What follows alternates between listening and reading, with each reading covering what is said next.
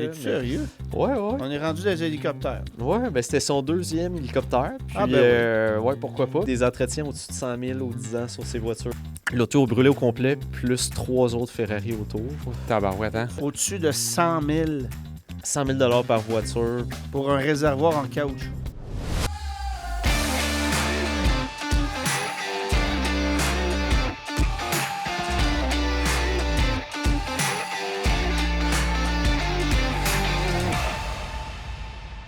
Jonathan, tu connais l'homme d'affaires Luc Poirier. Le gars s'expose un peu sur les réseaux sociaux. Un petit peu. Est assez flamboyant, s'est retrouvé dans beaucoup d'émissions de télé, sa blonde aussi d'ailleurs. Et on le connaît aussi parce qu'il y a une collection de Ferrari assez exceptionnelle, la plus exceptionnelle au Québec, voire même au Canada en fait. Mais posséder une collection de voitures comme ça vient avec une responsabilité, avec beaucoup de boulot. Et on sait très bien que ce n'est pas nécessairement Luc qui s'occupe de ça au quotidien. On voulait parler au gars qui s'occupe de ces voitures-là et qui fait en sorte que de posséder une collection comme ça se peut. Et ça, c'est William Morissette qui est avec nous. Merci d'être là, William. Avec plaisir. On se connaît depuis un certain temps. Et puis, je voulais qu'on parle de toi, de ton métier, de ton évolution, non pas de Luc qu'on connaît, mais de ton métier qui fait en sorte que de posséder une collection comme ça se peut et ça se maintient. Oui. Alors, merci d'être avec nous autres. Avec puis, plaisir. on a très hâte d'entendre plein de petits détails crunchy qu'on veut savoir. Là. Ouais, exactement. On va voir les réponses qu'on va faire. Ouais, c'est ça. On va commencer par, peux-tu nous expliquer c'est quoi tes journées? Tu fais quoi, toi? Ouais, ben en fait, désolé un peu pour ma voix, là. En fait, j'ai attrapé un rhume il y a une journée ou deux, donc je parle un peu du nez. Mais en fait, tu dis que Luc, il est très connu, mais tranquillement, pas vite, je commence à l'être, je commence à me faire reconnaître un petit peu à gauche, à droite, ce qui me fait vraiment rire, là. Ouais. Mais justement, dans tes vidéos de chroniques de voiture au bureau, j'ai commencé, je crois que j'ai eu 2 apparitions dans tes vidéos. Puis dans V-Drive, j'apparais une fois ou deux. Dans son autre émission, Luc le milliardaire aussi, j'apparais un petit peu dans les voyages. Je parle un peu des voitures, un peu des achats et tout. Fait que ça me fait vraiment rire de me faire reconnaître maintenant un peu partout, dans les magasins, au garage. Hey, comment est-ce qu'il est, Luc Poirier, Ouais. en vrai? Ah ouais, Non, Poirier. Poirier. Poirier. Je me fais souvent dire ça. P-O-E, accent grave, R-I-E-R. Exact, Poirier. Mais non, en fait, pour répondre à ta question, un peu ce que je fais, c'est super atypique, là. C'est pas juste de conduire les voitures puis de s'occuper des voitures. Il y a énormément de choses reliées à ça, là. Donc, oui, il y a les voitures, mais il y a de l'immobilier dans tout ça. Luc, à la base, c'est l'immobilier qui a apporté les sous et qui a permis de faire grossir la collection. Donc, je l'aide là-dedans, Tu justement. l'aides pas juste pour les voitures, tu l'aides pour complètement partout dans sa vie. C'est super large, là. Je m'occupe de ses propriétés. Il y en a un petit peu partout au Québec, mais ailleurs dans d'autres pays, là. Il y en a aux États-Unis et tout ça. Mais dès qu'il y a des réparations, de l'entretien à faire sur les propriétés, je m'en occupe aussi. Donc ça fait partie, les gens ne le savent pas, là, mais je m'occupe de ça aussi. Au bureau, où il y a la collection de voitures, c'est un vieux bâtiment commercial. Il y a tout le temps des choses qui brisent. OK. Puis tout ce qui est système de chauffage, humidificateur, les entretiens de tous ces systèmes-là aussi, ça vient avec. Je m'occupe aussi de sa maison personnelle, des fois de déménager des meubles quand la saison d'été vient de terminer, rentrer les meubles à l'intérieur. Fait que c'est super large. C'est un peu son homme à tout faire, en quelque sorte. Ouais, c'est dur de dire exactement un mot ce que je fais, mais oui, c'est ce qui se rapproche le plus. Ouais. Mais évidemment, il y a beaucoup de gens qui se demandent comment on accède à une job comme celle-là, parce que, bien sûr, on va réaliser à travers les questions qu'on va poser que ta job, ce n'est pas que de conduire une Ferrari Enzo, mais il faut que ça commence quelque part. Alors, comment l'aventure a commencé? Oui, ça fait longtemps quand même. J'ai tout le temps aimé les voitures. Je me rappelle avoir vu Luc à Occupation Double. J'écoutais pas Occupation Double, là. J'ai 28 ans actuellement, donc je pense que c'était en 2008. Donc, j'étais jeune là, quand même. J'écoutais pas ça. Mais je me souviens que ma mère m'avait dit « Hey, viens voir ça, viens voir le gars. » Parce que son vidéo d'introduction, c'était avec des voitures, Ferrari, Lamborghini, tout ça. Donc, ce qu'on comprend, c'est que ta mère écoutait Occupation Ma mère écoutait Occupation On la salue! Exact. Mais justement, puis ça m'avait marqué parce qu'on voyait personne au Québec dans ces années-là montrer ces voitures. dans la rue, on n'en voyait L'argent, jamais de c'est Ferrari. tabou, Exact. Donc, ça m'avait vraiment marqué, puis ce gars-là m'était resté en tête. OK. Puis, avec les années, j'ai fini par apprendre qu'on habitait dans la même ville. Là. OK. Donc, il habite encore à la même place aujourd'hui. Mais j'ai fini par savoir de bouche à oreille, ça se parle, là, veux pas, dans les villes, sa maison, c'était laquelle.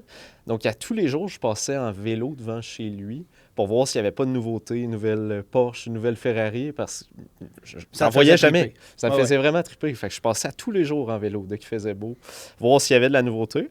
C'était différent de la Mazda 5 de ta mère. Ouais, exact. Puis, finalement, je me suis dit, comment je pourrais rentrer en contact avec ce gars-là? Je me suis parti d'une petite compagnie de lavage de voitures, rien de déclaré. Là, Mais là, tu as quel âge, là? Là, j'ai 28 ans. Non, mais au moment Ah où oui, tu passes ça. excuse-moi. J'avais... la compagnie de lavage de voitures, j'avais 15 ans. J'avais pas encore mon permis de conduire. Là. OK. Donc, au début, les gens venaient porter les voitures chez moi pour les laver. Puis dès que j'ai eu mon permis de conduire, j'allais chercher les voitures chez les gens. OK. Puis de bouche en oreille, j'ai réussi à laver un Range Rover d'un bon ami à Luc, OK. qui a été super content de la job. Puis il a dit, regarde, je vais envoyer un message à Luc comme quoi que tu fais de la super bonne job, tu es dans la ville, puis tu es capable d'aller chercher les voitures, c'est clé en main, tu t'occupes de rien. Wow. Donc ça a commencé comme ça, je suis allé, il m'a mis en contact avec Luc. Luc m'appelle dès le lendemain, il me dit, j'aurais 3 voitures à faire laver, je suis pas chez nous, les clés sont dans les autos, viens chercher les autos quand tu peux. Il m'avait jamais rencontré encore. On sait maintenant que Luc laisse ses clés dans les voitures, avis aux intéressés. Exact. Donc, à 17 ans, je venais d'avoir mon permis de conduire. OK. Puis j'avais appelé mon ami et collègue, là, Ouais. Quentin, que vous avez peut-être déjà entendu parler dans le passé. Mais on part à 2, on s'en va chercher les voitures une après l'autre, on les lave, on les ramène chez lui. Puis j'ai été super content. On l'a rencontré justement en C'était allant quoi, les porter la voitures? dernière.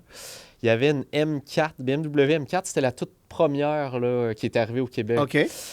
Donc BMW M4, le GL63 de sa femme, OK. puis une Corvette Z06. Ça aussi, c'était dans les premières Z06. Je pense que c'était une C7. Une là, C7, dans les premières ouais. des C7. OK.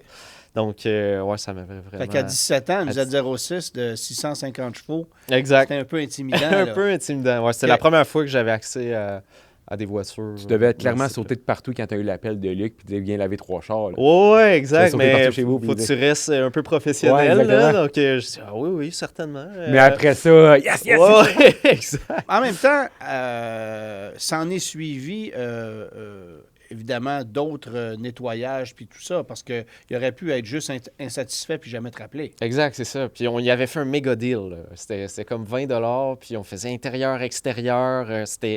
Puis on passait à peu près 4 heures, ben peut-être pas 4 heures, mais un bon 3 heures sur chaque auto. Là. Fait que Ouais. pour 60 Fait pas à cher deux, de l'heure, mais... mais on voulait être sûr de l'avoir, puis qu'il se rappelle de nous, puis qu'il nous rappelle. Mais Luc, il se fout un peu de la propreté de ses autos, mais on s'assurait quand même que Comment ça tu soit dis ça? parfait. Luc se fout de la propreté de ses voitures. Ouais, sérieusement, ça le dérange pas plus qu'il faut. Là. Je les lave tout le temps plus que ce qu'il aimerait. Là. OK. Ouais, Fait ouais. que lui, que sa voiture soit un peu sale, que la balayeuse soit pas parfaite, Non. qu'il y ait ça- 2-3 verres de café dans l'auto. Non, c'est pas plus grave que ça. OK. Mais- ouais, c'est pas plus grave que ça. Mais en gros, c'est ça. Fait que on a continué avec les années jusqu'en 2019 que j'ai lavé ces voitures. Fait que pendant un bon 5 ans. un bon 5 ans, là, OK. j'ai continué de laver ces voitures. Même je le contactais parce que comme il ne sait pas, il se fout de la propreté de ses autos, mais c'était moi qui demandais « as-tu besoin de faire laver tes autos? » À chaque week-end, je demandais « T'as-tu une auto à faire laver? » et tout. Wow. Ouais. Donc, Fait que la persévérance a fini par payer. ouais, exact. Ça fait combien de temps que tu travailles pour Luc en tant que tel? Là, ben c'est ça. Fait que jusqu'en 2019, c'est là que j'ai lavé ces voitures. Puis je me souviens, il m'avait texté, il me dit « Hey Will, viens voir ça chez nous. Je peux pas te dire c'est quoi, mais j'ai de quoi de nouveau, je sais que tu vas aimer ça. » Donc, je m'en viens tout de suite chez lui, là, instantanément. Finalement, c'était une LaFerrari Aperta dans le garage et une LaFerrari coupée, une à côté de l'autre. Jamais j'aurais pensé voir ça dans ma vie. Dans Puis- ton quartier. Dans mon quartier. Donc, Ouais. c'était les premiers supercars qu'il a achetés. Là. Ouais. Donc, j'arrive là, ouvre le garage, on voit ça. J'hallucinais. Là. J'aurais jamais pensé voir ça. même si je me trompe pas, il y avait une Enzo qui est rentrée la semaine d'après. Donc, de voir ça, j'ai halluciné. Puis il m'a dit, regarde, je viens de louer, parce qu'en fait, l'entrepôt de voitures est loué où on est actuellement. Là, c'est un bail C'était un bail de 20 ans au total. Là. OK. C'était vraiment plus rentable de faire ça de cette manière-là. Mais il me dit, regarde, je viens d'acheter ces voitures-là, je viens de trouver un local où va pouvoir toutes les mettre. Viens voir ça. Donc, on est allé voir le local ensemble. Puis c'est là que c'est 20 000 pieds carrés, là, quand même. C'est assez impressionnant. Puis c'est là que la collection a vraiment commencé. Fait que quand tu as commencé à travailler pour Luc, la valeur de sa collection était de combien environ? Il y avait combien de voitures? Écoute... C'était un peu plus disparate. Il n'y avait pas juste des Ferrari à cette époque-là. Non, il y avait plusieurs trucs, surtout des Porsche aussi. Au début, 2019-2020, les supercars de Porsche, donc la Porsche 959, la Carrera GT, puis la 918 Spider. Puis il était Weissach Pack. Fait que c'était un pack quand même assez le fun à avoir, en magnésium, plus légère et tout. Puis on a même mis des pneus d'hiver dessus. Luc a roulé sa 918 pendant deux hivers de suite. Seigneur. Ouais. C'était dans le temps que les bureaux étaient à Brossard. Puis ce qu'il aimait, c'est pour ça qu'il a fait mettre ses pneus d'hiver dessus. Là. Il voulait la sortir l'hiver, oui. Mais dans le 10-30, il y a des espaces réservés aux véhicules électriques.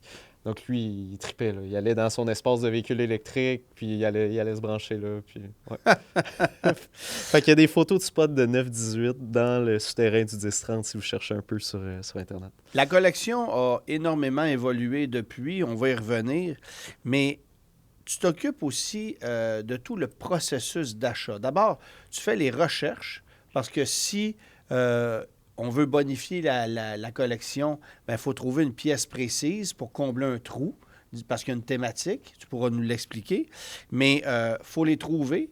Il faut les négocier, les acheter, les amener ici. C'est tout toi qui s'occupe de ça. Oui, exact. Luc adore faire des transactions, en fait. Là. Donc, souvent, on a déjà la voiture, un certain modèle précis, mais on se dit, rouge, c'est trop classique, on aimerait ça varier un peu de couleur. Donc, les derniers achats, mettons, dans les 2-3 dernières années, la collection, en fait, est assez complète. Là. On a toutes les V8, toutes les V12 et les supercars depuis le début de leur production. Là. Et les éditions limitées de ces voitures-là.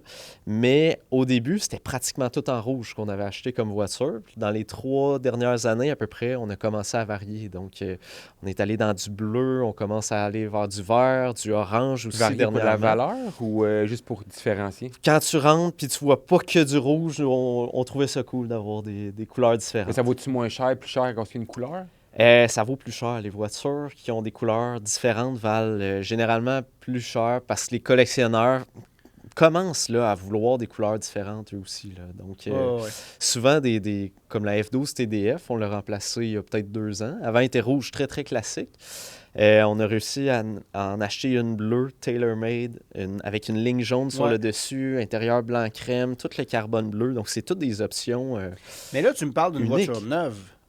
Ce qui est plus difficile, c'est de réussir à faire ça, mais avec des voitures classiques. Ouais, ou des voitures, je ne veux pas dire anciennes, mais ne serait-ce qu'une voiture qui a une dizaine d'années. Tu ne peux pas choisir ta couleur si c'est une voiture usagée, entre guillemets. Non, c'est ça, exact. Mais il y en a tellement peu que dès qu'on en voit une passer, on saute sur l'occasion. Souvent, oui, elle va être plus chère, mais on le sait qu'elle va garder sa valeur vu qu'elle a un côté vraiment plus unique. Mais pour trouver ces voitures-là, c'est pas évident. C'est très souvent du hors-marché, là, ces voitures-là. C'est ça, tu sais, tu trouves pas ça sur Marketplace? Non, non, c'est pas sur Marketplace, puis c'est là qui est l'avantage de faire affaire avec, d'avoir beaucoup de contacts, premièrement, parce que souvent, les contacts se font envoyer différents trucs de partout dans le monde, soit par des courtiers, soit par des forums, même des fois. Là. Sur des forums, c'est pas public, mais Ferrari Chat, des fois, on trouve des trucs là-dessus aussi qui sont pas publics. Il faut que tu aies un compte puis tu saches comment aller la trouver. Mais les courtiers nous aident beaucoup. Là. On a fait énormément affaire avec des courtiers dernièrement, parce qu'ils ont des contacts partout en Europe, en Asie. C'est la même chose qu'une maison, mais c'est un courtier pour ces voitures-là. Ouais, C'est le même principe un peu. exact. Oui, mais dans un marché international. Ouais, un marché international, puis un marché où ce que c'est du bouche à oreille. Là. Donc, admettons une voiture qui se sont fait envoyer par message texte. Là. C'est pas tout le monde qui peut le voir comme une maison sur Fait que Centris. tu veux essayer de mettons. trouver la personne le plus exclusif possible, Exact. qui est un courtier, mais le plus hot dans le monde. Exact.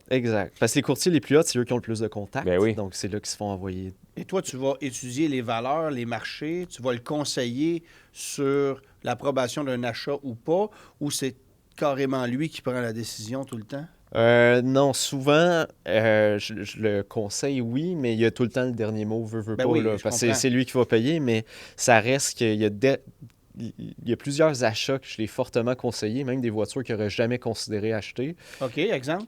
Dernièrement, on a acheté t'en as parlé un peu dans ton dernier vidéo, mais la Ferrari 599 GTO avec le pack XX. Oui.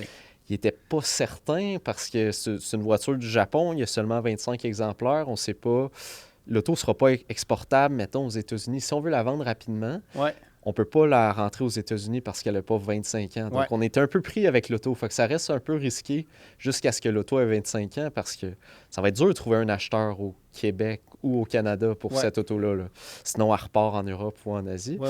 Mais on a pris le risque. Puis finalement, ça a été payant. Là, en quelques mois, l'auto, elle a déjà explosé en valeur. Là. On s'est fait offrir comme 1,6 fois ce qu'on a payé pour l'auto. Puis ça fait 3 mois qu'on l'a acheté. Là. Fait que oui, c'est quand même. C'était un bon coup de C'est un dé, là. beau rendement. Ouais, C'est ça. pas fâchant. Ouais, exact. OK. Puis à l'inverse, qu'est-ce qui vous dit, hey, cette voiture-là, il faut la vendre? Pourquoi on vend des voitures? C'est tout le temps parce qu'on a trouvé une qui est soit moins de kilométrage, soit une autre couleur. Donc, c'est rare qu'on vend des voitures. Vous la remplacez pas pour plus avoir ce modèle-là. Non, exact. Parce qu'on veut vraiment garder, c'est les V8, les V12 et les supercars depuis le début de la production. Fait que tous les modèles jusqu'à là. Donc, c'est très rare qu'on va vendre une voiture. C'est quoi la voiture la plus vieille que vous avez? En ce moment, c'est une 1965. En fait, c'est pas vrai. On a une 1962, une 250 GTO, qui est une 250 GT avec une carrosserie de GTO. Fait que je la calcule plus ou moins. C'est pas une Ferrari 100% originale sortie de l'usine comme ça. Mais la plus vieille, c'est une 1965, une 275 GTB. Toi, il faut qu'il s'occupe de cette voiture-là. Là. Ouais. Ça doit être assez un challenge à tous les jours. Pas nécessairement tous les jours, mais à chaque fois qu'il y a quelque chose à faire dessus. Ouais, Où est-ce mais que tu souvent, c'est des voitures à carburateur, on les roule pas énormément. Là. On essaie de les rouler un petit peu, mais ça reste que c'est des voitures à plusieurs Capricieux. millions. Ouais, c'est capricieux aussi. Là. Écoute, il y a tout le temps des problèmes. Le carburateur qui vient se coller Gominer, là, Ouais, ouais, exact, ouais. je savais pas comment dire, mais oui, exactement ça. Fait qu'il y a tout le temps des problèmes avec les vieilles voitures. Ben, toutes les voitures, en fait. Les vieilles, même les plus récentes, là, on le sait que ça brise. Même toi, justement, t'es tombé en panne avec une Ouais, 296 là, Ouais, qu'on Luc, t'avait prêté. Luc me prête gentiment une 296 GTB par une belle journée d'été. Je pars avec ça. Et puis, la batterie au voltage s'est complètement déchargée. Puis, pour votre gouverne, une Ferrari 296 GTB ou GTS, il n'y a pas de démarreur là-dessus. C'est la batterie au voltage qui fait office de démarreur. Et la programmation électronique étant pas optimale, elle s'est trop déchargée. La voiture n'avait plus assez de jus pour démarrer d'elle-même. Ça prenait une remorqueuse. Et le gag, c'est que le type qui est venu chercher la voiture, j'étais à Iberville quand c'est arrivé, le remorqueur qui est venu chercher la voiture, c'était la deuxième 296 GTB qui remorquait dans la même semaine au Québec. L'année où la voiture est arrivée. Là. Fait que c'est comme, c'est un problème connu, mais c'est un problème qu'on a vu. J'ai eu le même problème avec une Corvette E-Ray, j'ai eu le même problème avec une McLaren Artura. Visiblement, c'est une technologie qui est peut-être pas encore au point et qui explique peut-être pourquoi ce sont des autos qui déprécient beaucoup par rapport à des voitures à essence traditionnelle exotiques. Je veux que tu me parles des achats les plus marquants qui ont été faits par Luc depuis que tu es là.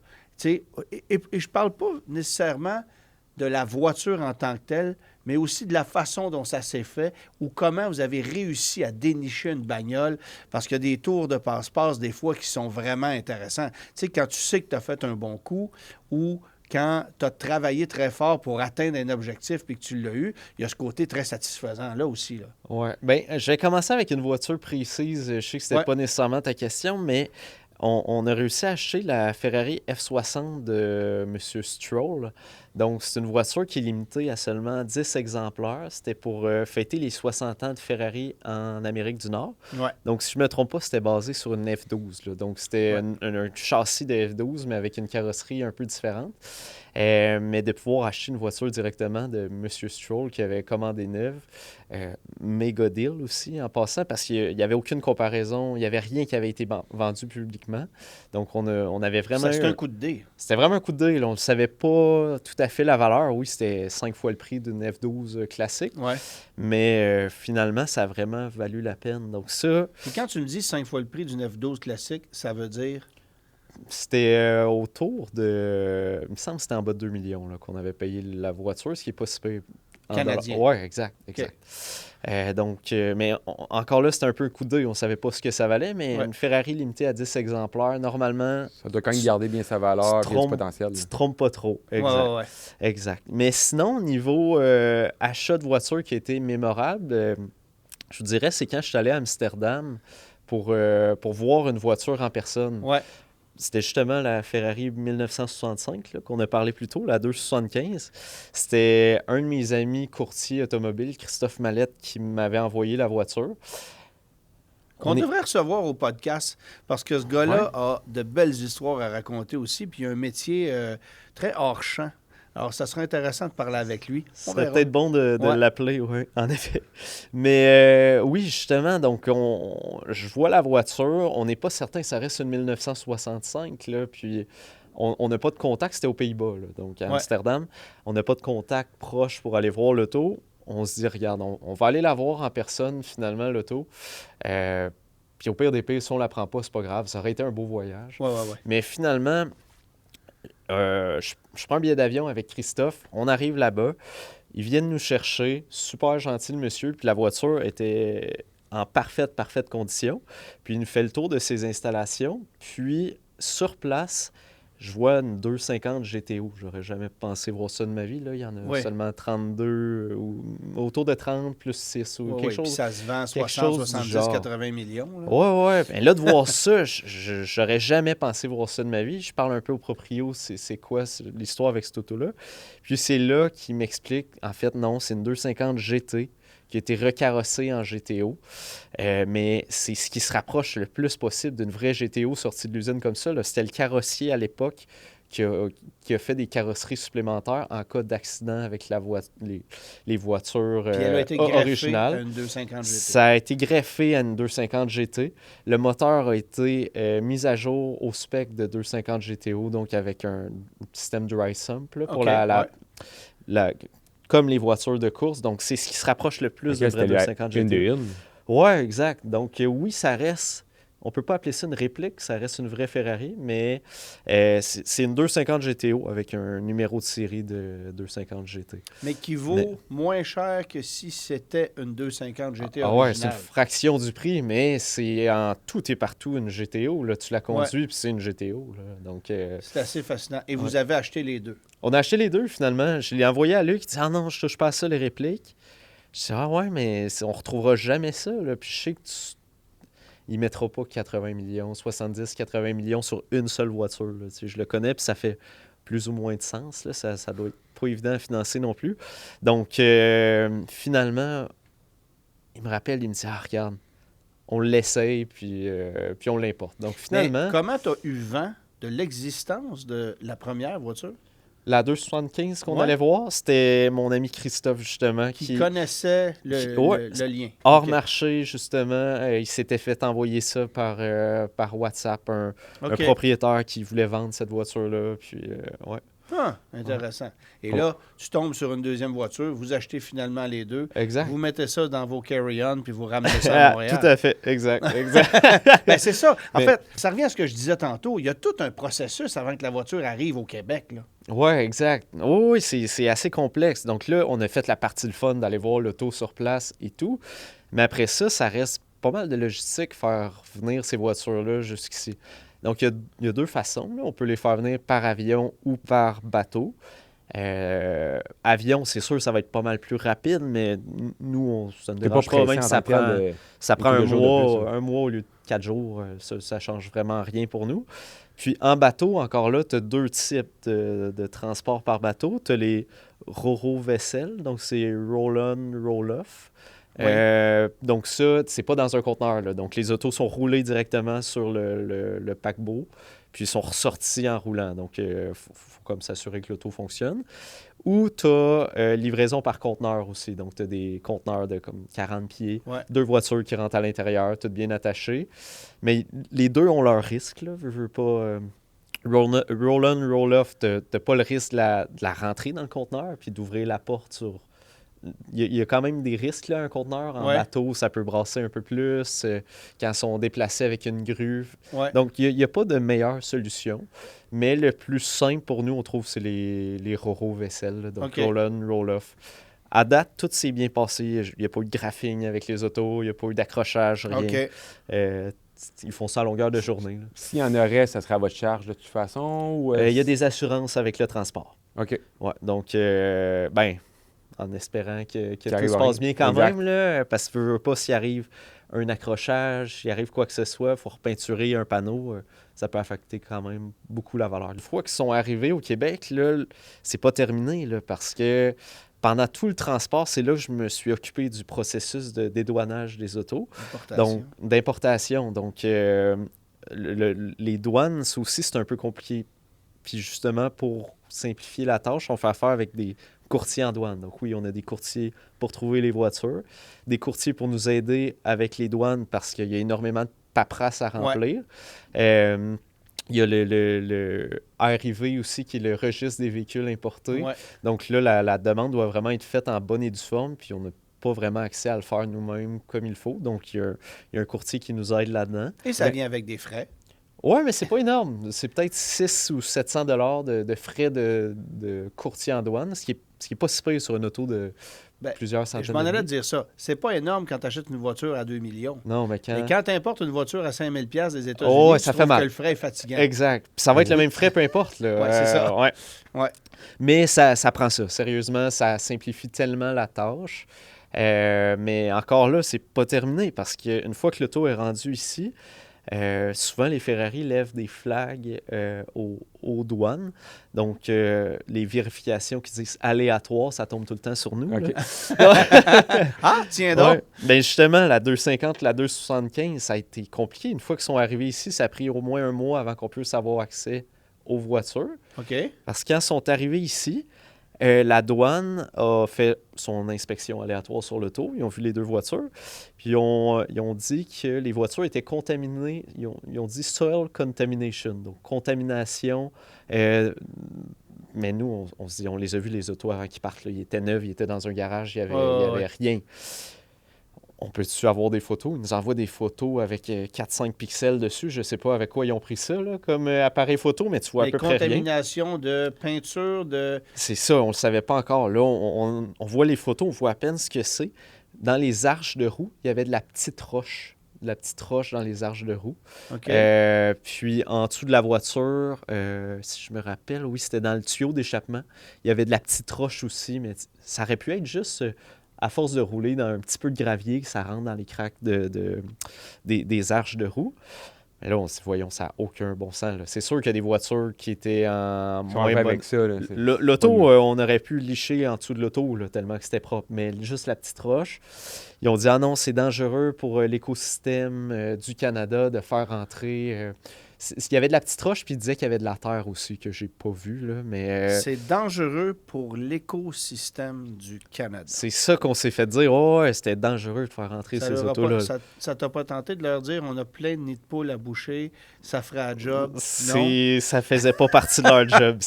Wow! Mais là, justement, donc on s'est dit, bon, regarde, pas de problème, on va venir avec une balayeuse, enlever toutes ces petites roches-là. Ah non, non, ça, c'est pas possible. Il y a 2 seules compagnies qui peuvent venir décontaminer les autos. Pas sérieux. Ils appellent ça une décontamination. Donc, il y a seulement 2 compagnies qui peuvent venir décontaminer les voitures. Puis, ils se tiennent, là, les deux ensemble. On avait reçu 2 soumissions à 8 000 chacun. Il n'y avait pas plus simple. Puis eux, la solution, c'est de les mettre sur un lift, hausse à pression, donc laveuse à pression, eau chaude en Ce que dessous tu des veux autos. pas nécessairement faire sur une Ferrari qui a Non. 60 ans. Non, ils le font sur des tanks peut-être qui rentrent, qui ont roulé dans ça d'épais de boue, là, mais ça avait aucun sens sur les voitures. On se dit non, C'est non. sûr que quand ils se sont présentés, ces gens-là, ils ont dit qu'est-ce qu'on fait ici? Ouais, Là, ouais, ça n'a ouais. pas de bon sens. Là. Donc on se dit non, ça n'a aucun sens. Donc on a réussi. Puis on ne pouvait pas être présent non plus. On ne pouvait pas aller voir puis superviser. On n'avait aucun accès aux voitures. Parce Et là, que les voitures sont où physiquement? c'était à Montréal. Je me souviens plus du lieu exact, mais c'était Mais ils ne sont plus au port, là. Non, ils sont plus au port. OK. C'est rendu un entrepôt sous douane scellée, là, qu'ils appellent. Donc, pour rentrer à l'intérieur, il faut que tu aies OK. des accréditations et tout. Mais c'est un entrepôt de stock un peu saisi par les Ouais, douanes, OK. là, si on peut dire. Mais finalement, on a réussi à négocier d'être présent sur place et que la compagnie qui chargeait 8000 quelques dollars utilise des petites brosses et une balayeuse. Donc, on a réussi à s'en sortir Mais tu as comme ça. payé 8000 pareil. Ouais, ouais, on avait réussi à le baisser peut-être à 6000, là, une petite affaire négociée, mais Pour enlever des roches. c'est un scam, là. Sérieusement, c'est un scam total. C'est payant, Calinette. Ouais, Hein? ouais, exact, C'est exact. incroyable. On va aller un petit peu à l'inverse, Will. La plus décevante ou elle qui on pourrait dire que vous êtes fait fourrer en bon québécois? La plus décevante, mais en fait, là, le problème est réglé. Je vais vous expliquer un peu. On avait, c'était en 2022, on avait importé une Ferrari, une 2004, une 360 Challenge Stradale. Ouais. Donc, c'était la première Challenge Stradale qu'on achetait, là, parce que là, on est rendu avec un autre. On l'a remplacé. Ben Comment? Juste normal, là. Oui, oui, exact, C'est ça. exact. Mais était rouge très classique, Rosso Scuderia, donc c'est le rouge un peu orangé. Mais toutes les Stradales avaient cette couleur-là, parce que c'était la couleur des Formule 1. À l'époque, les 2004, c'était cette couleur-là, Mhm. donc tous les acheteurs de Stradale prenaient la même couleur que les Formule 1. Donc on achète la voiture, 85% des autos sont dans cette couleur-là, elle a 9000 quelque chose 1000 d'un concessionnaire indépendant. C'était pas un concessionnaire Ferrari, mais aux États-Unis, je me rappelle plus de l'État. L'auto, elle arrive, elle roule mal, là. Vraiment, vraiment très, très mal. Une poubelle, là. Puis 9000 milles, là, C'est contestable.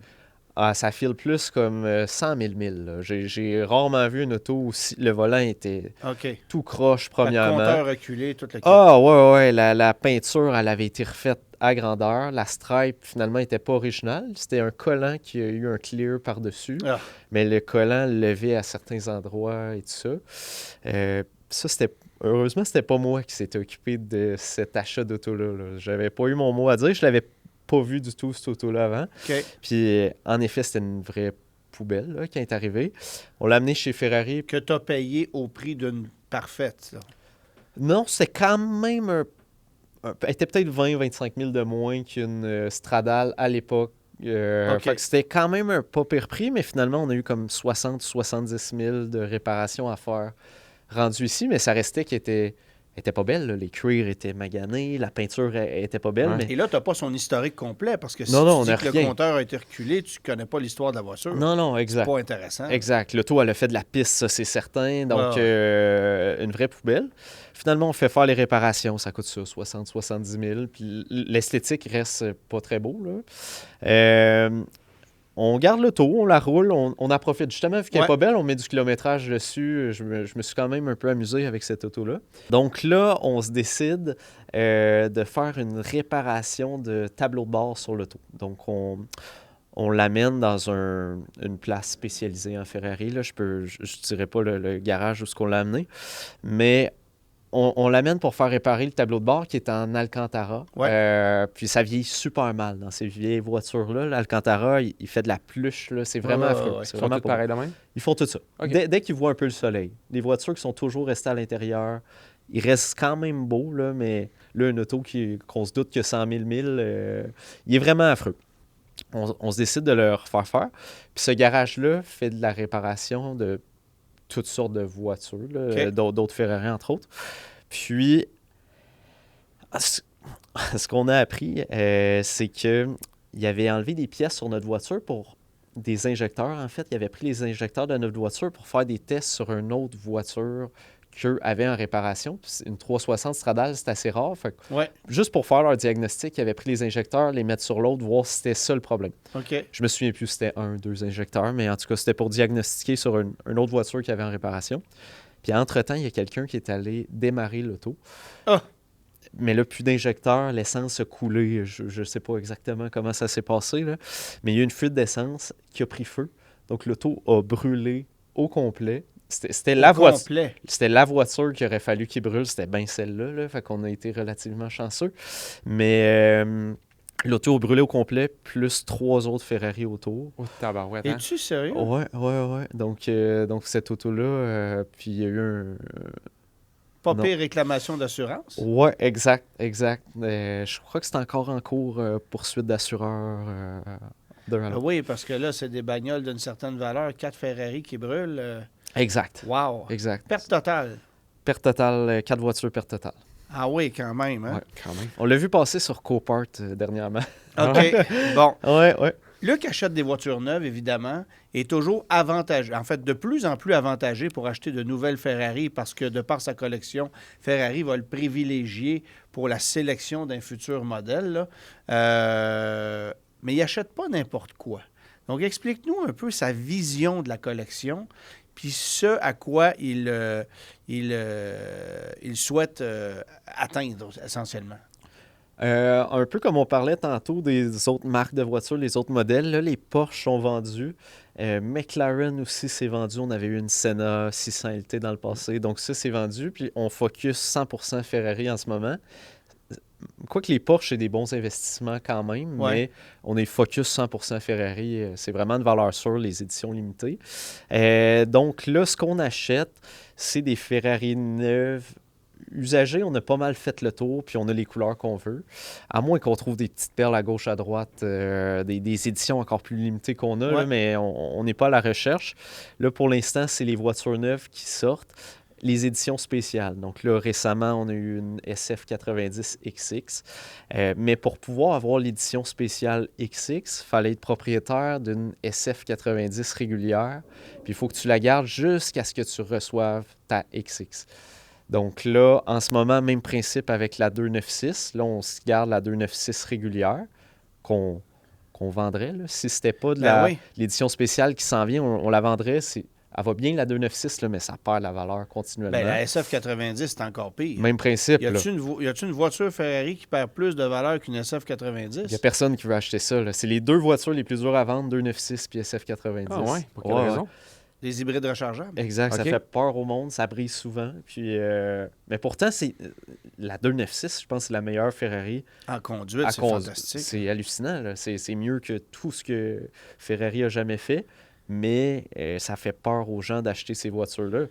Mais encore là, même principe avec la 296, on Ouais. attend la version spéciale. Ouais. Mais tant qu'on la reçoit pas, on n'a pas le droit de vendre la 296, sinon ils peuvent juste... Annuler la commande. Ouais, même si l'auto est rentrée puis ils se rendent compte qu'on a vendu la 296 avant. C'est incestueux quand même. Ouais, même si c'est ta propre configuration, c'est toi qui as choisi les couleurs, ils vont dire non, on te la vendra Il y a pas. tellement de monde qui veut ces éditions-là que... Ben oui, exact. Mais là, tu regardes, Puis ils n'ont pas le choix de faire ça pour vendre plus de voitures, là, de nous obliger à acheter la version régulière. Là. mais tu regardes tout ça aller, même si c'est une 296 spécialée, vous n'avez pas peur que ultimement ça perde un peu de valeur? Sont tellement chères, ces voitures-là. C'est incroyable. Là. Ben, la SF90 XX, ça aurait été le même principe, mais on n'en a pas perdu. La XX là, a plus que doublé par rapport au prix qu'on a payé. On se dit Ouais, que la 296, ça va être exactement le même principe. Oui, vous pensez? On se Parce, croise les parce doigts. que c'est dur à... Tu sais, c'est le genre de situation qui n'est pas nécessairement évidente non plus. Là. Non, exact. Tu sais, puis est-ce qu'il y a une confiance qui se perd en Ferrari en regardant... Parce que Puro Sangue, ça perd de la valeur. Ouais. Les SF90, les 296, en fait, tout ce qui sort chez Ferrari ces temps-ci, ça déprécie à moins d'aller dans des modèles hyper select. Là. Ouais, mais ils ont comme perdu un peu leur petite touche unique, les Ferrari, on trouve, là, comme le Puro Sangue, pour l'avoir essayé. Oui, ça va bien, mais c'est pas hallucinant. Tu te sens pas comme dans une vraie Ferrari. Là. Ça file VUS un peu classique. J'avais eu la chance, moi, de conduire le Puro Sangue que Luc avait reçu en premier. Puis je suis obligé de te dire que ça ne vaut pas 2,5 fois de prix d'un Cayenne Turbo GT. Jamais, Zéro. jamais. Là. 0-0. Tu sais, à comportement, en fait, en conduite, je préfère un Cayenne Turbo GT À 100%. qu'un Puro Sangue. Là, après ça, tu as l'image, tu as le prestige. Exactement, nanana. qui vient avec. là, Mais c'est ça. à quel Ouais. C'est pour ça que tu point... le payes. Ouais. Puis Luc mentionnait avoir eu beaucoup de problèmes avec ça en plus. Ouais, c'était la première année du modèle aussi. Là. Il a été au garage la moitié du temps qu'on l'a eu, à peu près. Donc, Paye ça 3/4 million, là, fatigant. Luc, dans sa totalité de collection, mais autant char privé à côté, il y a combien de voitures au total? là, on est à 39-40 à peu près, juste Ça, c'est pour en la collection. Ferrari. Ouais. Là, on a commencé à vendre les voitures qui avaient plus ou moins rapport. On avait une Mini Cooper raccourcie qu'on vient de vendre, la petite Mini parti. Cooper bleue. OK. Les Amphicar, donc les voitures qui vont dans l'eau. Ça, c'est vendu. Donc, il nous reste quand même pas mal moins de ces voitures-là, parce que souvent, c'est de l'entretien, veut Ouais, pas, ouais. puis c'est des autos qu'on ne roule pas plus qu'il faut. Ça prend de la place. Donc, Puis y a des chars plus normaux comme un F-150, des choses comme ça? ben, sa voiture préférée à Luc, c'est un Chrysler Pacifica. Donc ça, il roule ça. Il a tout le temps eu une vanne depuis Là, que je le ris connais. pas parce que je le savais déjà, mais c'est quand même ironique. Parce que vous demandez à n'importe qui au Québec qu'est-ce que vous voulez pas conduire. C'est bien ça. C'est une minivan. Et Luc, qui possède la collection de voitures la plus prestigieuse de la province, ben, ce qu'il préfère conduire, c'est une minivan Chrysler. Si Chrysler se cherche un porte-parole, On l'a trouvé. hein, ça pourrait être pas C'est pire. deux opposés. C'est là. deux Mais opposés. on l'a là. pimpé quand même, la Pacifica. Je sais pas si tu as eu la chance de la Je voir. comprends, là. là. Mais l'extérieur est style Nardo Grey, un peu comme les Audi gris primer, un peu. L'intérieur, on a refait faire les bancs au complet dessus. William, Ah ouais, ça j'essaie reste d'être un- convaincre, là. ça reste un Pentastar, là. Ouais. On s'entend dessus? Oh, ouais, 4 roues motrices quand même. Ouh!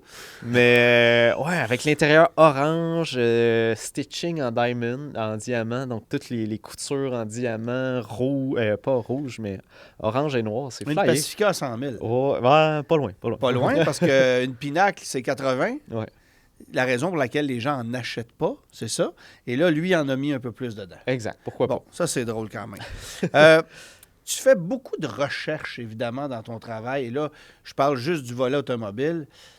Pour entretenir ces autos-là, aller au garage, trouver des pièces, déceler un problème, ça demande une expertise, puis ça demande une aisance aussi, parce que c'est pas facile d'aller chercher l'information. Non, exact. Mais j'ai toujours été débrouillard. J'ai toujours aimé les voitures et j'ai toujours aimé travailler moi-même sur les autos. OK. J'ai un background en génie mécanique, justement. Donc, j'ai fait une technique en génie mécanique au cégep, puis après ça, un bac en génie mécanique à l'ETS après. OK. Mais ça t'amène une façon de penser. Puis comme j'ai toujours eu l'intérêt aussi de travailler sur les autos, j'ai toujours aimé travailler directement. Donc, il y a plein de trucs que je fais moi-même, des trucs simples. Mais il y a plusieurs choses aussi qu'on a besoin d'une facture, comme les entretiens, les changements d'huile et tout. C'est toujours pertinent d'avoir une facture. Donc là, on a plusieurs places. Dépendamment de l'auto qu'on a, si c'est un supercar, on va aller chez Ferrari. Ouais. Mais si c'est une voiture, mettons, des années 80 à 2010, on a un garage indépendant qui est un ancien tech de chez Ferrari qui a travaillé Mhm. au concessionnaire dans ces années-là. Donc, il les connaît par cœur, mais à une fraction du prix de chez Ferrari. Donc, des entretiens classiques, c'est là qu'on va. Puis d'autres Ok, vous ne trucs... les faites pas directement à la shop. Non, exact. On les amène. Puis je fais les transports aussi. On a une remorque fermée. Puis je fais les transports moi-même, là. On a un pick-up et trailer. Puis Oui, je m'en allais dire, vous ne remorquez pas ça avec la Pacifica. Ouais. Même si elle est 4 roues motrices. Elle aurait pu. Vous faites des réparations au changement d'huile parce qu'ils ont dépassé le temps ou parce que vous l'avez vraiment roulé? Ah, c'est le temps. C'est toujours le temps, là. Parce qu'on fait peut-être 200 km par voiture par été, là. Puis c'est de les sortir, les voitures. Ça, c'est la partie la plus fun de mon travail, c'est de les rouler, là. Des fois, je pars chez moi avec une voiture, aller souper. Après ça, avec ma blonde, on va prendre une petite crème glacée. Puis Puis justement, ma prochaine on question. retourne les porter. T'es une personne très, très privilégiée à conduire ces voitures-là que vraiment personne ne va conduire. C'est de quoi de chauffer ces voitures-là? Ça vaut 5 millions, 2 millions, 1 million. Ouais, comment c'est là-dedans? unique. Ouais, au début, c'était super intimidant, je te dirais. Mais avec le temps, je sais pas si tu as eu la chance déjà de conduire une voiture unique comme ça. Pas Là. aussi unique que ça, non. Non, mais au final, tu te rends compte que c'est une voiture comme les autres, je veux pas, là, à part certains trucs spéciaux. À Là. part que c'est complètement différent, c'est comme les autres. Comment expliquer ça?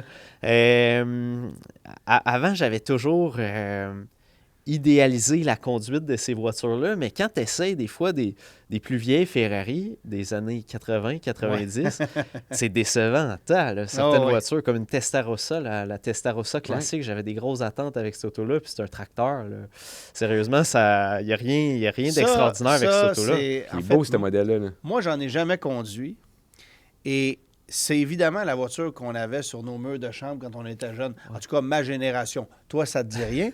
Mais la Testarossa puis la Countach, c'était les deux voitures de rêve de l'époque, accessoirement avec la Porsche 959. Alors, c'est sûr que tu idéalises cette bagnole-là, mais aujourd'hui, connaissant la technique puis comment les Ferrari étaient fabriqués à l'époque, c'est sûr que ça roule tout croche. Là. Ah, c'était super artisanal. Là. Ben oui. Tu regardes les soudures, on dirait que c'est un projet d'école. Puis deux Ferrari peuvent être complètement différentes. Là. C'est assez fascinant. Exact. Mais au moins, avec la 512 TR qui est venue juste après la Testarossa, que le look, tu regardes les deux, c'est pratiquement identique. Là, c'est le même châssis et tout. Mais il y a tellement eu d'améliorations que c'est deux mondes complètement différents, là, de passer d'un modèle à l'autre. Donc oui, il y a des modèles qui sont super décevants, que tu as des grosses attentes que tu idéalises, mais au final, il y a plein de trucs vraiment, vraiment le fun. La 430, 16e. Moi, ça a été la voiture, la Ferrari 430, quand j'étais jeune. C'était le modèle de Ferrari. C'était les premiers guides de l'auto que j'avais. C'était 2005. Mais on est les mêmes années. Ouais, exact. C'était l'icône. C'était l'icône, là, la 430. Mais quand j'ai eu la chance d'en conduire une pour la première fois, en plus, c'était une 16M, donc la Scuderia décapotable, donc la version axée piste, là, j'en avais quasiment les larmes aux yeux. Là.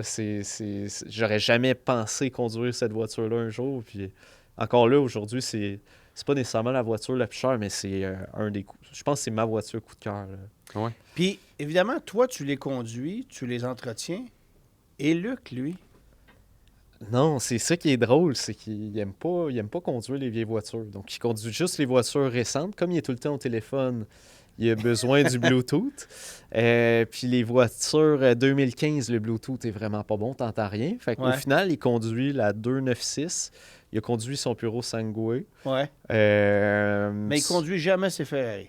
La 488 un petit peu. F8 un petit peu, mais sinon, pratiquement jamais. Là. Pratiquement jamais. Un peu au Grand pour Prix. toi, techniquement, qui roule avec. Oh ouais, je fais... admettons, la F40, il l'a jamais conduit. Je l'ai conduit quelques fois. 288, F50. Il a conduit un petit peu la F50, c'est tout. Il les achète plus pour une valeur. Ouais, ben c'est Faire de la comme... business c'est un investissement. C'est un investissement, ouais. C'est comme avoir des toiles chez toi, là, des tableaux qui prennent la valeur avec les années. Même que, dernièrement, ils ont explosé en valeur là, dans les 3... Fait que ça t'incite encore moins à les prendre parce que tu voudrais pas qu'ils arrivent. Ouais, exact. C'est ça. Écoute, là, ce que je veux savoir, Ferrari, c'est quand même un marché assez select. Il y a un concessionnaire au Québec. C'est comment de composer avec Ferrari Québec et de devoir te soumettre ou plier à leurs exigences? Parce que tu n'as pas le choix. Exact. Tu n'as pas le choix. Les pièces, des fois, tu n'as pas le choix de passer par eux parce que ça se trouve nulle part. Même chez Pièces d'Auto Super? Ah, ben peut-être un Seal Beam de 288 GTO, là, donc les lumières en avant. Qui était le même qu'un Ford Econoline. Ça, t'en as peut-être. Ouais, exact, mais je pense qu'on a la grande pièce ici. Peut-être des pads que je pourrais te vendre, mais ça va finir là. C'est bon. Non, mais sans blague, il y a pratiquement toutes les vieilles voitures à partir de... C'est pas si vieux que ça, mais mettons à partir de 2005, là, énormément de pièces qui sont discontinuées. Donc, si, par exemple, là, une Ferrari 575 Super America qui est décapotable, c'est un toit qui se replie sur 180 degrés. Oui, exact. Un pivot. C'est bien fait là, quand même, mais ça brise souvent. Puis, J'aime Oh. ça, cette phrase-là. C'est bien fait, mais ça brise souvent. C'est bien fait quand ça oui, fonctionne. oui, mais non. Ouais. Le concept est bon. Mais quand ça brise, il n'y a plus aucune pièce pour réparer ces autos-là. Tellement qu'il est possible de trouver ces pièces-là, mettons sur Bring a Trailer. J'ai vu un toit dernièrement de 575 Super America sur Bring a Trailer. Juste le toit, là, c'était 75 000 US. Sur une voiture qui en vaut 300 000 US à peu près. Là, une voiture complète. Là. Fait que ça se trouve pas. Fait que des fois, on n'a pas le choix d'acheter ce type de pièces-là. Impossible à trouver. Les gens savent que ça vaut une fortune. Mettre ça sur des sites d'encan. Puis les gens qui en ont besoin vont payer pour. Est-ce que des fois, c'est des machinistes qui vont faire des pièces sur mesure que tu vas voir et tu vas dire hey, j'ai besoin de ça qui a brisé? Ouais, bien, c'est déjà arrivé. Ferrari garde les blueprints fait que les plans de machinage et tout ça de toutes les pièces depuis le début de la production. Là. Ils gardent tous leurs blueprints. Donc, on a déjà fait faire des pièces. Ça prend des fois 2 ans.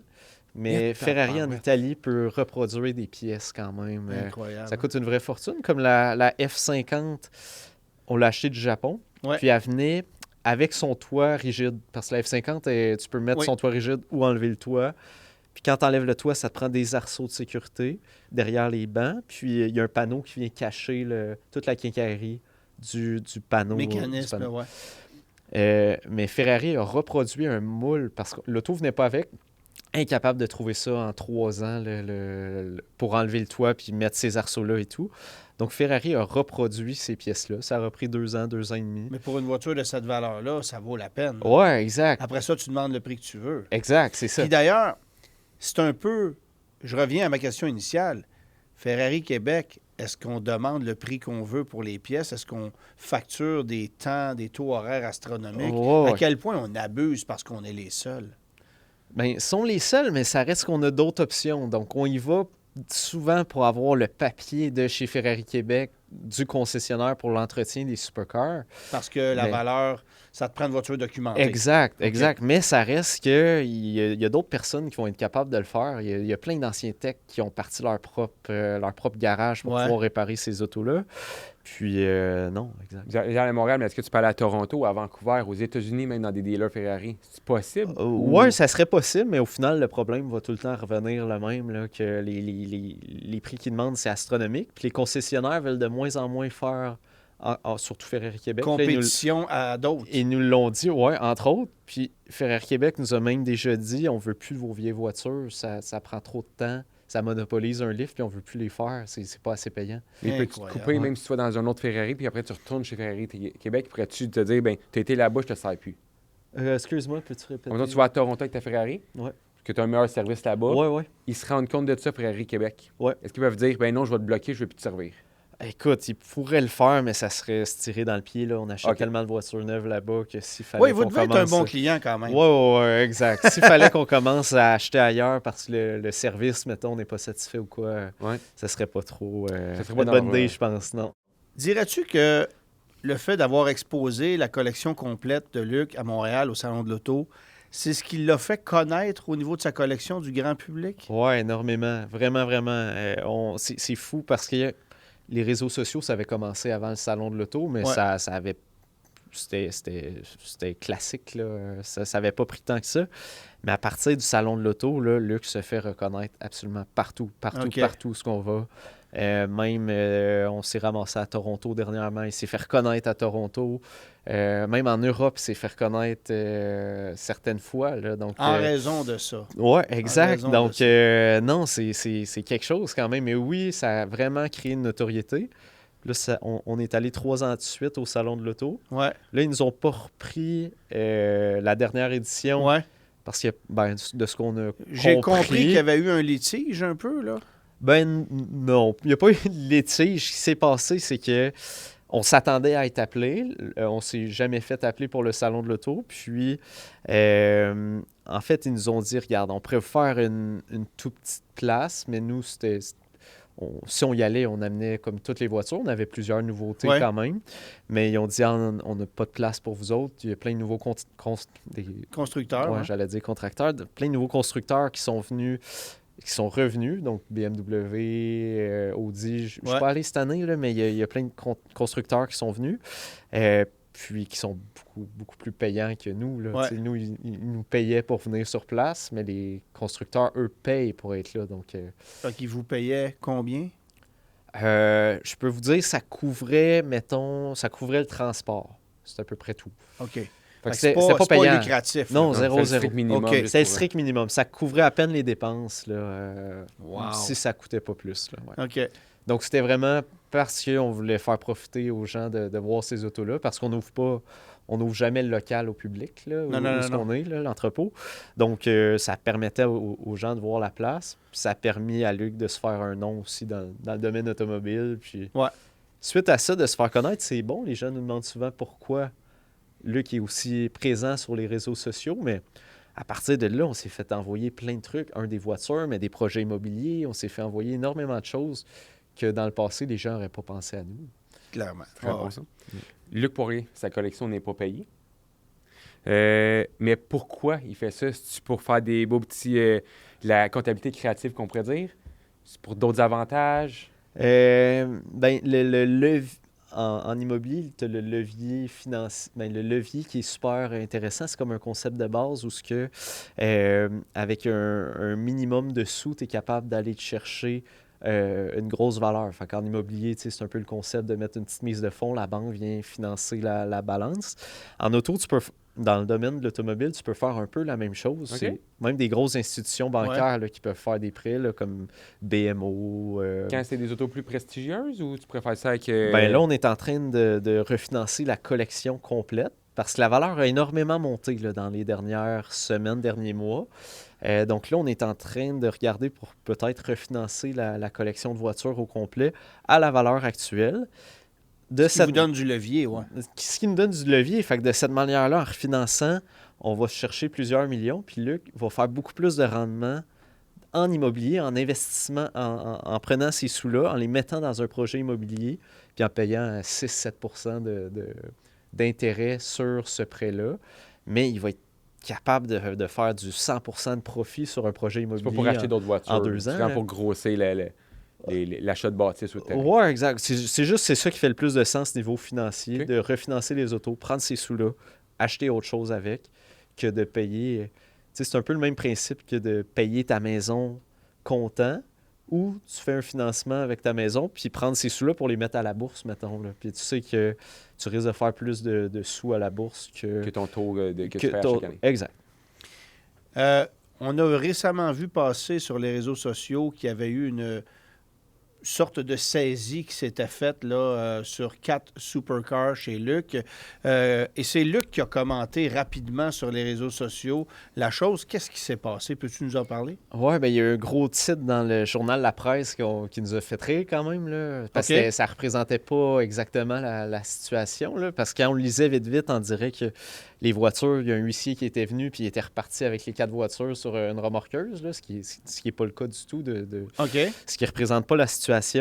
Donc, ce qui s'est passé, c'est que on s'est dit, regarde, les supercars, on en a pour peut-être 40 millions en supercars. En Donc, valeur. en valeur. Donc, c'est pour 5 voitures seulement. Là. Donc là, on s'est dit, on est aussi bien de les vendre peut-être. C'est énormément de sous pour seulement 5 voitures. Puis on achètera d'autres voitures un peu moins chères, mais tout aussi exclusives, mais Oui, oui. sans payer. C'est beaucoup un de peu sous. absurde. Là. Ouais, Fait ouais. que on s'est dit, regarde, on va les vendre. En une semaine, il y a un acheteur qui s'est manifesté par un de nos amis courtiers, justement, qui nous a mis en contact avec. Puis cet acheteur-là avait déjà une F40, mais il s'est OK. dit, j'aimerais ça réunir tous les supercars. Donc, il nous achetait tout, moins la F40. Puis moins la Ferrari, c'était trop compliqué à rentrer aux États-Unis, elle est trop récente. Là, OK. puis ça valait comme pas la peine. Donc, il s'est dit, on va acheter 4 de nos voitures. Finalement, ce qui s'est passé, c'est que Luc n'était pas capable de récupérer ses taxes sur ces voitures-là. Là. Donc, il y a des lois qui ont changé en janvier. OK. Puis, grosso modo, il n'était pas capable de récupérer ses taxes sur ces Qui doit autos-là. être une jolie somme sur des valeurs comme Ouais, ça. exact. Donc, il a dit, regarde, j'aimerais mieux ne pas vendre les autos, mais au contrat, ça avait été mal spécifié que par rapport à une clause de retrait en cas de ne pas être capable de récupérer ses taxes. Donc là, il est là le litige. L'acheteur veut absolument les voitures. Il dit, regarde, tu as signé un contrat comme quoi tu me les vendais. Mais Luc dit, regarde, ça n'avait pas été mis au contrat, mais dans nos autres conversations, ça l'était. C'est juste, écoute, petit moment d'inattention, ça n'a pas été ajouté au contrat. Okay. Donc, le litige est un peu là. Mais les voitures sont toujours chez nous. La saisie, c'est juste que à la SAQ, on ne peut pas faire de transaction. On peut pas. Jusqu'à ce que on le peut dossier pas la soit rendre. réglé. Jusqu'à ce que ça soit réglé. OK. Fait qu'en gros, traîner c'est juste ça. des années, ça. Ça peut prendre 4 ans, là, avec la Ouais. cour au Québec, ça peut être super long. Ben ouais, exact. Donc, pour l'instant, on les a, puis on garde les supercars jusqu'à ce que... Puis il continue de faire du rendement de toute façon. Exact. À moins qu'on soit obligé de les vendre Au prix initial. au prix initial. Ouais, là, ça là, serait fatigant. ça C'est une serait autre histoire. fatigant, mais au pire, ça sera ça, puis ça sera ça. Là. Ouais. La collection totale est évaluée à combien? Puis est-ce que c'est réévalué constamment chaque mois, chaque année? Parce que ça doit prendre de la valeur aussi. Ouais, on l'avait fait évaluer en 2023. Là, on avait vendu quelques-unes depuis 2023 pour remplacer avec d'autres couleurs et tout, là, comme je vous expliquais. Mais on était peut-être à 40 quelques US en 2023, 40 à presque 50 US. Puis là, on vient de la faire évaluer par PG Évaluation, là, que vous devez connaître, Pierre Grenon. Puis on est en train de les finaliser, là, mais on va approcher du 70 millions US. Donc, Quand même. Donc, près de 100 millions canadiens. Oui, exact. C'est des sous. On attend les montants finaux, là, mais oui, c'est dans ces eaux-là. Et j'imagine que la Société de l'assurance automobile du Québec doit aimer parce qu'il y a une taxe d'immatriculation sur des véhicules de grande valeur qui est gigantesque là, pour ces véhicules-là. Ouais. Donne-nous des exemples, parce que je veux aussi que tu me parles du coût d'assurance, d'immatriculation, tout ça, de ces véhicules-là. Ils sont tous plaqués personnels, d'ailleurs. Hein? Oui, exact. En fait, c'est une fiducie. Donc, c'est fiducie. comme personnel. C'est pas une compagnie. Donc, c'est Ouais. vraiment personnel. Donc, c'est de l'argent après impôt. Ouais. Donc, c'est extrêmement compliqué avec la SAC. Ça, c'est mon plus gros dossier, la SAQ. C'est ça qui me gruge le plus de temps. C'est la SAQ. Encore plus depuis que c'est SACLIC. Là. Ça devrait aller mieux pourtant. Ça devrait, oui. On exact. salue, messieurs Malenfant et Marcelet au passage. Exact. Aïe. C'est complètement aberrant, là, si on peut dire. Quand ils ont créé SACLIC, avant ça allait bien. Avant l'arrivée de SACLIC, on pouvait faire des transactions en ligne quand même. On ne pouvait pas faire des achats et reventes, Non. mais il y avait des trucs qu'on pouvait faire en ligne. Puis on avait, pour la fiducie, on avait un compte pour la SAQ en ligne. Puis on pouvait acheter des plaques personnalisées, les appliquer sur les autos. Là, avec l'arrivée de SACLIC, ils ont oublié de créer les dossiers fiducie. Ils n'ont pas pensé à ça. Puis Encore aujourd'hui, là. Oui, ça fait longtemps là, que ça a été créé. Wow. Là, c'est ça qui cause le plus de maux de tête parce que là, on ne peut plus faire aucune transaction en ligne vu qu'on n'a pas SACLIC. Parce qu'on déplace chaque fois. On n'est pas une entreprise ni un particulier. Ouais. On est l'entre-deux. Mais on n'a pas de numéro de taxe. Donc, on est comme entre les deux. Eux, ils considèrent ça comme un compte conjoint. Donc, c'est un numéro de dossier qui commence par 9. Là. Selon eux, c'est comme un compte conjoint qui est dans leur système. Puis, ils m'ont dit, avec l'arrivée de SACLIC, on voulait retirer ces comptes conjoints-là, que tout le monde ait son propre compte personnel. Donc, des comptes conjoints, quand c'était un homme avec sa femme qui avait un véhicule ensemble, c'était des comptes conjoints. Mais là, ils voulaient éliminer ces dossiers-là, mais les fiducies étaient dans les dossiers qui commençaient par 9. OK. Donc là, ils ont complètement oublié de créer des comptes pour nous et ils n'ont jamais, dans les 3 dernières années, voulu créer un compte pour la fiducie. Donc, absolument tout doit être fait en succursale. Mais là, dès que tu fais une transaction en succursale, ils te chargent des frais parce que tu aurais pu le faire sur SACLIC. Fait que tu as des frais de transaction en succursale. Okay. Ça, il n'y a rien à faire. Fait que à chaque fois qu'on y va pour payer des immatriculations, ils te chargent le frais de succursale. Mais c'est pas bien grave. Là. C'est 3-4 $ à chaque... quand même. Mais c'est juste le principe. Là. C'est ça qui n'a pas de sens. C'est vraiment absurde. Mais j'ai perdu du temps fou.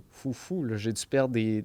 Si tu additionnes toutes mes transactions, là, j'ai dû perdre un bon 2 mois dans les 3 dernières années à la SAQ dans leur comptoir. Puis il faut aussi que tu nous parles des coûts d'immatriculation. Je vais revenir là-dessus parce qu'une Ferrari Aperta, immatriculait ça de par sa valeur, ça Oui. coûte une fortune. Ouais, là, on est correct vu que c'est 7 ans. C'est 7 ans où tu as la taxe de luxe sur l'immatriculation. Je me Oui, souviens bon, plus ben, prends une exactement. voiture qui a moins de 7 ans. Ouais, c'est ça. Mais juste, dans le temps, là, c'était à coût de plusieurs dizaines de milliers pour la Ferrari Aperta quand on l'immatriculait par année. Écoute, je pense que c'était une affaire comme 30 quelques mille dollars par année. D'immatriculation pour pas d'immatriculation. la conduire. Ouais. C'est assez impressionnant. C'est absurde. C'est vraiment absurde. Mais Fait ce que qu'on c'est faisait... le prix d'un Honda CR-V. Ouais. Que Pour- tu garoches dans les poubelles chaque année. Voilà. C'est ça, puis il faut que tu peux pas la laisser remiser plus qu'un an, sinon il faut que tu ailles la faire inspecter parce qu'elle serait plus Ouais. éligible pour la route vu que ça fait trop longtemps qu'elle est remisée. Fait qu'il faut quand même la garder Ouais, active. là. Disons que le programme La SAC n'est pas fait pour des collectionneurs comme nous. Et non, OK. pas du tout. Fait que fois le nombre de voitures en immatriculation, on parle de centaines de milliers Ah, de dollars. ouais, là. facilement. Au moins, dès qu'elle atteint 7 ans, là, on retombe à des prix standards. Mais quoi que là, tu as des taxes de grosse cylindrée. Ouais, OK. Mais oui, ça peut facilement aller dans les 100 000 par année. Et en assurance, Ouais, ça, justement, j'étais là-dessus dernièrement. C'était à peu près 200 000 par année d'assurance. Ce qui mais est- considérant je la pensais que c'était valeur, plus c'est que ça pas quand si même, mal. Non, c'est Je pas si m'attendais à mal. pire. Mais l'assureur sait que les voitures roulent pratiquement Ouais. pas. Qui sont La dans- SAC ne sait pas ça. Non, c'est ça, ça. Non. Parce que là, ce que tu es en train de m'expliquer, c'est que ça coûte beaucoup plus cher d'immatriculation que Ce d'assurance. qui est complètement absurde C'est pour des assez autos qui ridicule, là. roulent pas. Oh, ouais, je sais, Wow. mais il n'y a rien à faire. Là. On a essayé. Mais en assurance, c'est ça, c'est une police collection. L'assureur Ouais. sait que les voitures sont toujours à l'intérieur, c'est sécurisé pour le vol, le feu et tout ça. Ouais. Donc, le risque est plutôt Minime. Ouais. mince. Là. Ouais, exact. Ouais. Puis en entretien, il y a des voitures qui ne roulent pas. Je me souviens que tu m'as raconté l'histoire d'une voiture avec un réservoir que vous avez dû remplacer Ouais. à grands frais. L'auto n'a jamais roulé, mais c'est périodique. Il faut que tu fasses des entretiens. Il y a des bagnoles qui coûtent une fortune. Ouais, C'est la exact. F40, ça? Ouais, la F40 et la F50, les versions européennes ou asiatiques, ont des réservoirs en caoutchouc. Donc, les réservoirs ont une durée de vie de 10 ans. Fait qu'à chaque 10 ans, tu dois remplacer tes réservoirs d'essence. Puis c'est vraiment, ça fait partie du manuel d'entretien. Là. Ouais, Il faut que ça soit Ça fait. doit être ouais. une beurrée. Tu vends Ouais. ça, des réservoirs en caoutchouc? Ouais, non, mais pour peut-être les qu'on peut être commencer. Ouais, tu pourrais les c'est ajouter, récurrent en tu pourrais plus. les D'après ajouter. moi, tu as de l'argent à faire là. Ouais. Exact. Mais oui, c'est des entretiens au-dessus de 100 000 aux 10 ans sur ces voitures-là pour remplacer ces réservoirs d'essence-là. Au-dessus de 100 000 100 000 par voiture. pour un réservoir en caoutchouc. Ouais, mais l'auto doit être comme démontée en deux pour pouvoir avoir accès à ces autos-là. Le moteur sorti. La F50 est vraiment littéralement coupée en deux. Là. Tu n'as plus de roues en arrière. À partir des roues, tout est enlevé. Le moteur sorti. Donc, Wow. c'est Là, je t'entends parler depuis tantôt. Il faut vraiment que tu aimes les Ferrari pour avoir ça. Là. Ouais, exact. Mais Ça en coûte même une temps, beurrée à avoir. en même temps, avec le gain de valeur, ça se balance, puis il reste un profit quand même au bout à faire sur ces autos-là, mais faut que tu aies la capacité de payer ces trucs-là au fur et à mesure. On passe à la prochaine question. Côtoyer Luc Poirier. On s'entend, c'est quand même un personnage. L'entendre, être avec quotidiennement, qu'est-ce qui t'apprend de bon, comme qu'est-ce qui t'apprend de moins bon? Ouais, c'est une bonne question. En fait, il est super... lui, sa force, c'est sa vision, puis son côté un peu naïf. Donc, il voit grand, là, un peu comme son livre. Là. Ça a l'air un peu drôle dit de même, mais c'est vraiment ça, sa force. Là. Il n'y a pas de limite de grandeur. Puis, son petit côté naïf aussi, ça l'amène à pas avoir peur de se lancer dans quelque chose ou dans l'achat d'un certain truc, même s'il n'y a aucune connaissance là-dedans. Puis ça m'a amené justement à adopter un petit peu ce côté-là. Là. Justement, dans les dernières années, on a commencé à faire des triathlons. Je n'étais pas très sportif. Là. OK. J'ai toujours aimé faire du vélo de montagne, mais j'avais jamais fait de vélo de route encore. Courir, j'avais pas couru depuis le secondaire dans les courses obligatoires qu'on OK. avait à faire. Donc... je pense que c'est en 2022, il est venu me voir et il m'a dit dans 6 mois, t'aimerais-tu ça qu'on fasse un demi-Ironman? Puis écoute, j'avais pas de vélo de route, je n'avais jamais fait, j'avais jamais couru, je savais pas nager plus que 2 longueurs de piscine. Puis pour pas comme le décevoir, je commençais à le côtoyer. Là, puis OK. je me suis dit, regarde, je vais l'essayer. Puis finalement, on le fait, puis on est devenu partner de triathlon depuis ce temps-là. Fait que si ça n'avait pas été de lui, j'aurais jamais commencer ça. Fait qu'il t'amène Mais à... tu n'aurais pas eu le guts initialement de le faire par Par toi-même. moi-même. Non, j'aurais jamais commencé à faire ça par moi-même. Fait Ok. que veux Peut-être pas, il à pousser tes t'amène. limites, là. Ouais, exact. OK. Est-ce que tu dois obligatoirement endosser tout ce que Luc affirme ou partage sur les réseaux sociaux? Parce que parfois, des commentaires qui sont polarisants, là. Oh, ouais, souvent. Souvent, puis c'est ça que je dis avec la comptable au bureau, souvent, que vous avez t'as sûrement déjà vu. Oui. Des fois, il me semble que je dirais rien, là. Ben, on n'est pas pareil, là. Ouais. Mais il y a des fois que je me gratte les cheveux, puis je me dis, Colin, il me semble que je serais resté silencieux là-dessus, mais ça fait le personnage, veux pas. Oui, exactement. C'est ça qui fait jaser, puis parlez-en bien en mal, mais ça fait jaser, puis on est différents là-dessus. Ouais. Là, j'y vais avec la super question que tout le monde veut savoir. Est-ce que ton salaire est proportionnel en termes d'effort au boulot à celui de Luc Poirier? Ah ouais, c'est discutable. Parce que travailler pour Luc Poirier, tu es automatiquement multimillionnaire. Ah, ça va de soi. Ça va de soi. Ça Bon, va de soi. OK. Question rafale, mon Jo. Yes. Tu as une nouvelle voiture à choisir dans sa collection pour conduire au quotidien. Laquelle que tu prends, mais tu n'as pas le droit de la revendre, tu la gardes pour toujours. Je pense, comme je disais un peu tantôt, la 430 16e. Ah ouais, hein? Si vous l'avez... On peut Moi, je l'ai élaborer un jamais peu là-dessus. conduite. C'est la Ferrari qui me parle le moins. Ah ouais. Moi, une 430, puis... C'est-tu beau, moi, je trouve? Moi, c'est dans la... J'aime pas le design. Ah. Je trouve que ça fait tellement début année 2000. Une 360 Modena puis une 430, c'est les Ferrari qui pour moi, sont Ah non. tu sais, en conduite, c'est peut-être autre chose. Tu avais les Tostareza, Mais nous, on avait les Oui, F430. c'est ça. Mais qu'est-ce que ça a mal vieilli en termes de design, moi, je trouve, personnellement. ouais. Après ça, c'est autre chose. Avant ça, c'est autre chose. Ah, Tu je sais, trouve qu'elle a l'air... j'adore une F355 pour le design.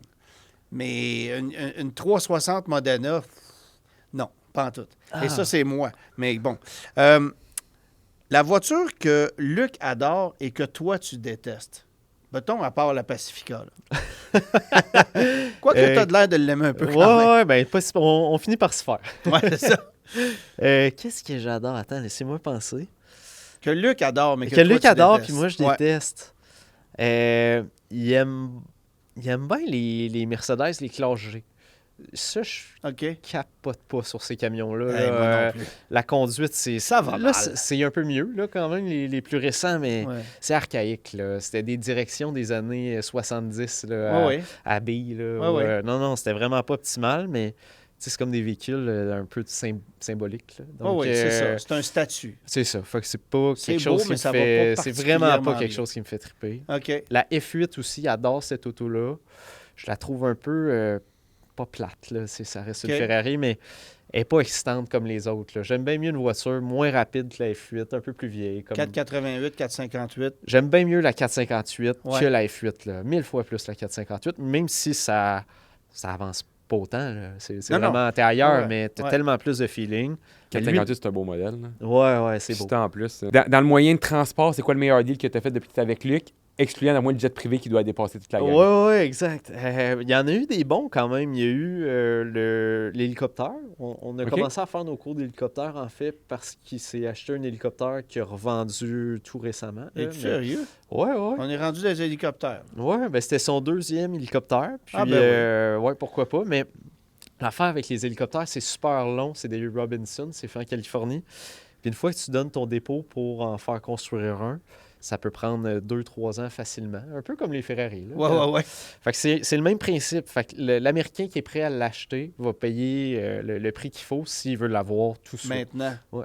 Fait que Fait ça qu'il va aller peut- voir des gens qui sont dans le file d'attente, puis hey, tu l'as bientôt, je te l'achète plus cher. Fait que Ouais, fait que ça peut prendre tu fais de l'argent sans avoir payé encore. quelques 100 000 de plus de profit pour...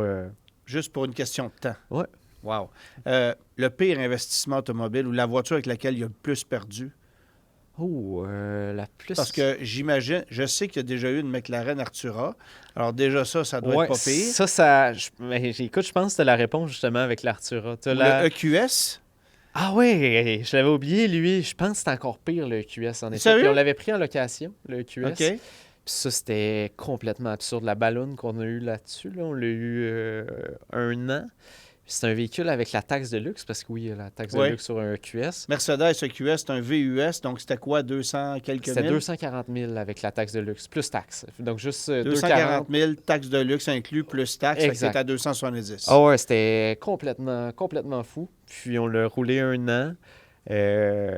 Écoute, on avait un bon 50-60 000 de ballons en 1 an sur ce camion-là. Facile, là, si c'était pas plus. Ouais. Je me souviens plus. Fait que ça, c'était un des pires. Puis la McLaren Artura aussi, c'est un véhicule de 350 000. Puis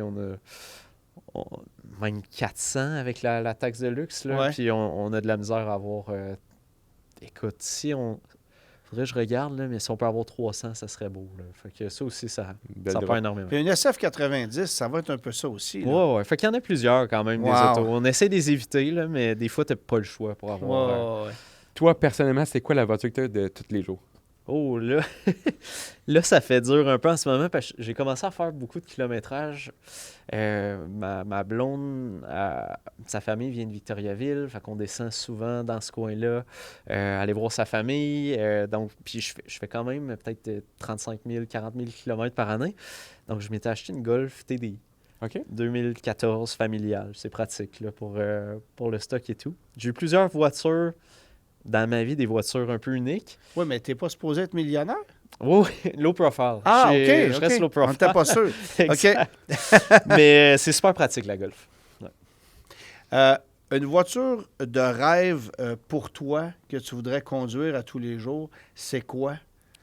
Ben, Est-ce que dans le fond, tu en as une ou est-ce que parce que Luc a cette collection-là, tu es peut-être moins rêveur de posséder une bagnole de ce genre-là? avant, c'était la M5 avec le moteur V10. Ça avait tout le temps Ouais, été ça. OK. Je l'ai acheté, ça fait 3 ans. Je l'ai roulé un été de temps, puis j'ai toujours eu peur qu'elle brise. Là. Quand tu te mets à lire sur les forums, ce C'est qui peut se passer épouvantable. avec ces autos-là, Ouais. ça fait peur. Là. Puis j'avais peut-être 20 ans. J'avais quoi? J'avais peut-être 21 ans quand je l'avais acheté à peu près. Puis quand t'as pas le budget pour Si pogner tu une n'as pas les réparation... moyens de l'acheter neuve, tu n'as pas les moyens de l'avoir J'étais usagée. très loin d'avoir les moyens de l'acheter neuve. Là. Donc, écoute, j'ai été chanceux. Il n'y a rien qui a brisé pendant l'été de temps que je l'ai eu. Puis elle OK. avait 200 000 km. Là. Avant- 210 même. À OK. 21 ans, ça devait te coûter une beurrée dans l'assurance. C'était pas si pire. Non? Ouais, vu que j'étudiais en génie, il y avait des bons... Ah ouais? Avec l'assureur, c'était vraiment pas si pire. Ouais. OK. Surprenamment.